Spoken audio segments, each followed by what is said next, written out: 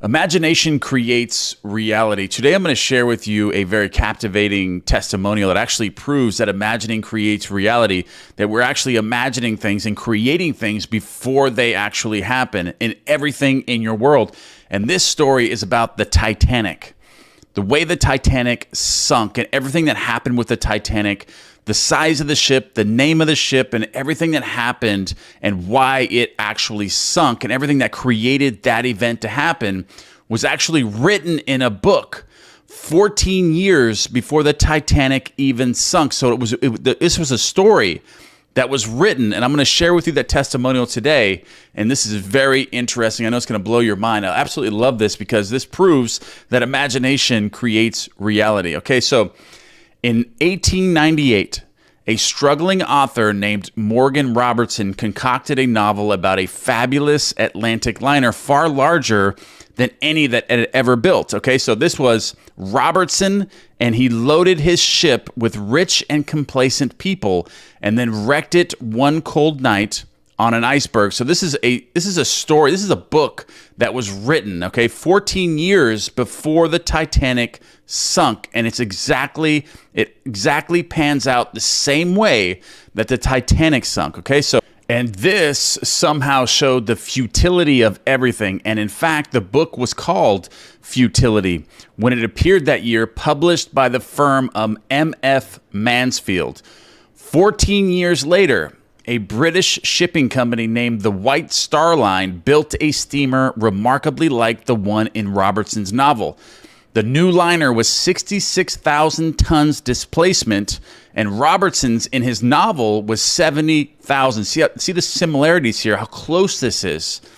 There is no coincidence here that this was created from his imaginal act, and the real ship, which was the Titanic, was 882.5 feet long. The fictional one in the book was 800 feet. Both could carry about 3,000 people, and both had enough lifeboats for only a fraction of this number.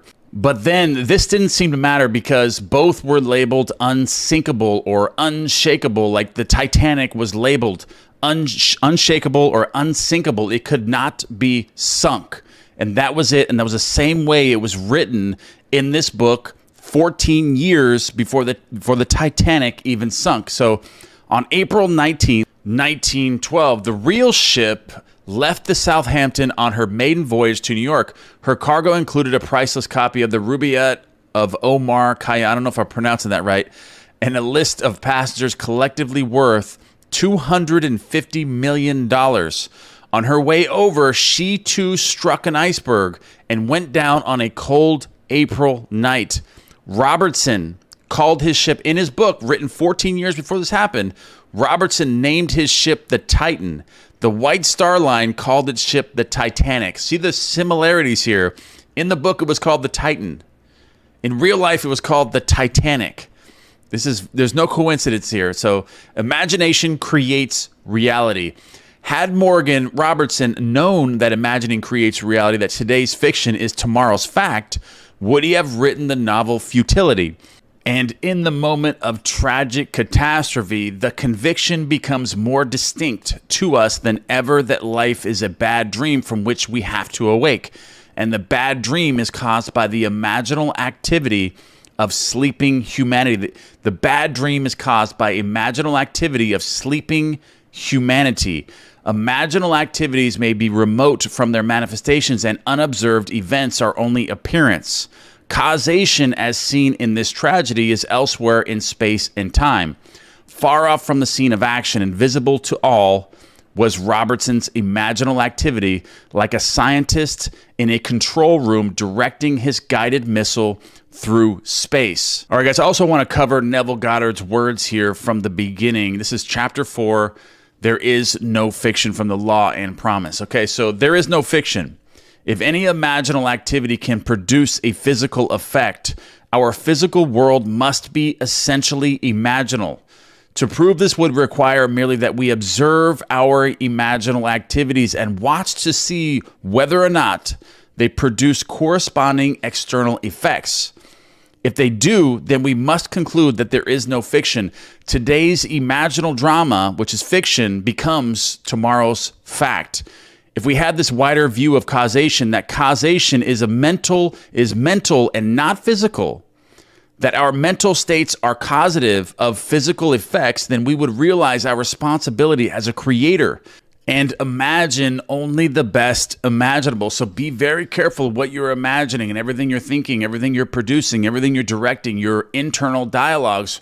What are you imagining all day long? And be aware of this, because this is what is creating your world. So be careful of what you're imagining. Always imagine the best and think what is lovely and of good rapport. And most men and women believe that reality resides in the solid objects he sees around him, as in the 3D world. People think this is the real solid world, that is in this world that the drama of life originates, but that's not true. They think that events spring suddenly into existence, created moment by moment out of physical facts. But causation does not lie in the external world of facts. The drama of life originates in the imagination of man. The real act of becoming takes place within man's imagination and not without. Everything stems from the internal world. Everything's created from within you, being projected outwardly. The external world is created from inside of us. So remember to be constantly aware of what you're imagining all day long, and make sure that it's something that you want to create for your future or create for somebody else.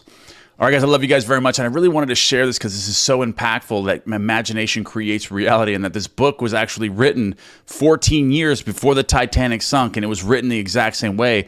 A huge ship hitting an iceberg and then sinking with not enough lifeboats, and how it was tagged as unsinkable, just like the Titanic was. And even the name of the ship in the book that was written 14 years ago was the Titan. And the real ship was the Titanic. There's no coincidences here. This is absolutely created from this imaginal act that this author concocted 14 years before it happened.